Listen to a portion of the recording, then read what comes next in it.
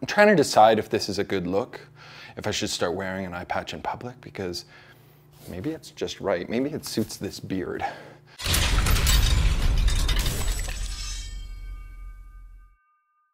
I've been thinking about this for a super long time, so I've started by making a pattern. All you have to do is download the pattern. It's on my Patreon account or it's on my Etsy store, so you can either purchase it, or if you're supporting the channel, you can download it for free.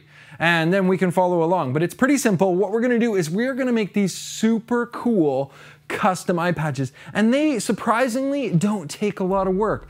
I'm gonna show you step by step exactly how to make your own out of scrap pieces of leather. We're gonna get started right now. It says right on there, printed 100%, box should measure 2 inches by 2 inches. So I'm just gonna take a ruler and just double check. That way I know that these are scaled to size correctly. Now there's a couple of different patterns on here, but today I'm gonna be making the biker designs. I'm just gonna cut this out now. I'm choosing to cut on the inside of the line.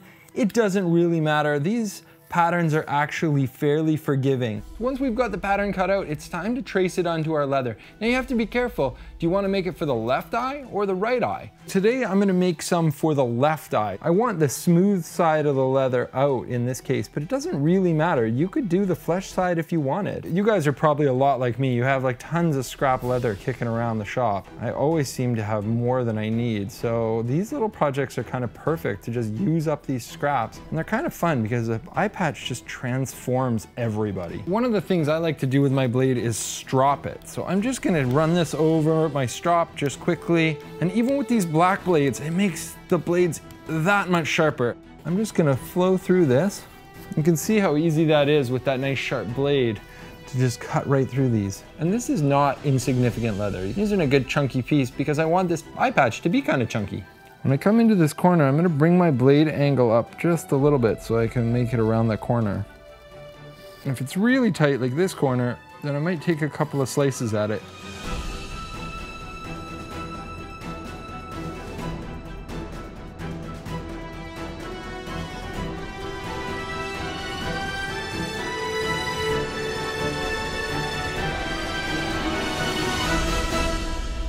Now is the time to inspect for any little imperfections we see along the edge. Like, is our cut good enough? And if you need to go back and trim closely with the knife, then that's okay. Or even a little bit of sandpaper can help clean up some of these corners. But you definitely want to avoid like double cuts or angled cuts or anything like that on your piece. It should be nice and smooth. And if it's not, start again, cut a new one, or sand it back if you can. So this is a number 2 edge beveler, and it just takes off a little edge. And I always like to strop it again. If you guys aren't using a strop, it is a super handy thing, because when you use this tool, you should be able to just cut ever so gently. This requires almost no pressure with a sharp tool. We're gonna do every single edge. We're just gonna zip along here. And don't worry about getting it all in one strand. That is all okay. With a nice sharp tool, you can just start wherever along the edge.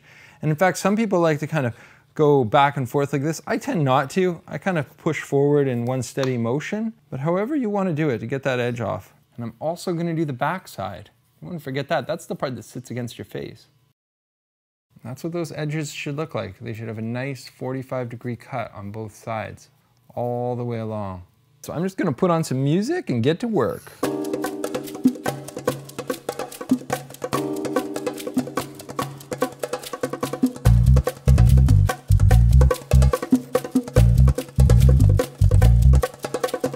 Now, before I get these all finished, I'm just gonna take a moment and get some of these soaking because they'll take a few minutes. Once they're all cut and sanded to shape, I'm just gonna put them in some water. And they go pretty floppy pretty quickly. You can see how much they've changed from being stiff like this to being floppy after just 3 seconds in that water. Now I need to let them dry out. So I want them to be mostly dry on the surface and just have that moisture in the center. And we've got a little heater set up, but it doesn't really matter. They can dry out without the heater. They just need to dry so that they're dry on the surface. So I got these other 3 cut out, and I'm just gonna take a look at these ones to feel how they're doing. They're still quite cold. The heater hasn't even warmed them up. But what I wanna do is see if I can actually shape these a little bit. If I can start the process of stretching them into the shape that we wanna get. And look at that, we're already able to get a little bit of shape. Well, while those are drying, I want to talk to you guys about lace for a second. Now, my favorite lace of all time is kangaroo. I don't know why this stuff is so tough, but it is unbelievably strong and thin, and it often has a really nice finish on it. Now, I don't have a roll in black, and I'm making some black eye patches, so I'm not gonna use that today. And I've also got this fine roll of deerskin. This stuff by no means is inexpensive. Deerskin is nice, not quite as strong as kangaroo, but very, very soft and thin, which is nice. And then my third choice for an eye patch would be a latigo lace. Now I know Tandy sells a couple of different types. They have the pro latigo lace, and then they have the regular latigo lace. I do not buy the regular latigo lace. I don't find it to be very high quality. Now the other thing you can do is if you've got a horse tack shop near you, I like to use these reins. Now these are 1/2-inch latigo leather reins. Today I'm using this little tool called an Australian strander. It's got a fine adjustment on it, so you can kind of dial in exactly the thickness that you want. And it operates pretty simply. You just hold your thumb and pull the material through it. There's a finger loop, so you've got tension. If you do cut a lot of lace, not a bad tool to have in your arsenal. You can see I can cut a 6-foot length in a couple of seconds. Now, one of the things that I do to keep things consistent is I try to cut them together. So if you notice, I'm just gonna cut these at the same angle, and then I'm gonna have 2 straps that match exactly the same. I've found for eye patches that about 14 inches and 18 inches are the right lengths for a nice wrap that you can tie behind your head. I want these to have a tiny little bevel on the end. Now I'm gonna go check on the eye patches that are drying, and I can see that they've almost returned to their natural color, which is exactly where I want them to be. Now I can shape it with my hands, and I can squish in the edges, and it's just amazing how easy it is to shape these into a curve. Since these are mostly dry now, I'm actually gonna add a little bit of water back to the edge so I can burnish it on my electric burnisher. Now if you don't have an electric burnisher, that's no problem. You could easily do this with any piece of wood. You just need to rub it enough that it gets enough friction that it starts to heat up and actually press down the fibers of the leather. There we go, now it's looking pretty good, and all I have to do is dye it. Now today I'm using an alcohol-based black dye, but it doesn't really matter. Even if you didn't have black dye and you wanted to just use acrylic paint, that would be totally fine to finish off your eye patches. After they're all dyed, I have to let the dye dry a little bit before I apply a finish, so I'm gonna go back to the straps. Now I'm gonna punch some really small holes in these straps because I don't want to take away too much material. I have one of the Tandy hole punch packs that has 6 different sizes, and I'm using the smallest hole available, which is smaller than is required for the rivet, but I'm gonna solve that later and I'll show you that trick. Using my knife on its side, I'm just gonna skive down the thickness of this leather so it's not quite as thick where I rivet it on. That always leaves a few hairs, so I'm gonna just trim that up with my leather shears so it's nice and smooth. There we go, that's a better thickness. Now for the eye patch itself, now that the dye is all dried, I'm gonna put on some Urad cream, and this is great because it allows me to compress those fibers on the inside and make it super smooth. The Aussie leather conditioner, I'm gonna put on the whole thing. One of the things I love about an oil and wax finish is that it gives some suppleness to the leather, so it gives a bit of flexibility back because it was a little bit rigid after it was water formed.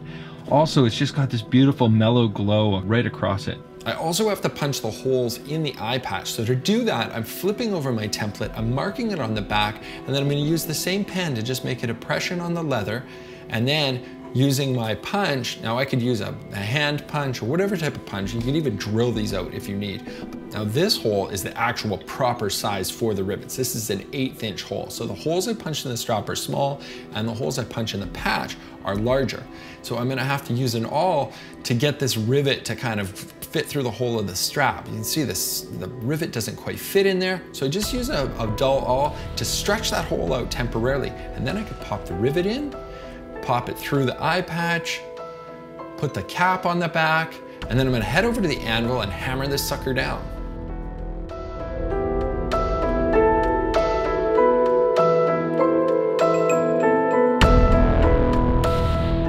You can see the face of this hammer is extremely shiny. It's because I polished it so that it wouldn't leave any marks on these double cap rivets. If you don't have an anvil, that's okay. Just get a piece of wood on the bottom. You can set these rivets with a regular hammer and something hard behind it. Now as an alternative, if you don't have any rivets and you just want to put some straps on here with no hardware required, if you use a sharp little awl, you could punch a small hole in the piece of lace, stretch it out, then you can shove the lace back through itself after you've looped it around. It's one of my favorite tricks for adding lace to something without hardware at all. I love a good eye patch. Let me show you another one because these are just so much fun. Like they just absolutely transform you. Check out this eye patch. Is it cool?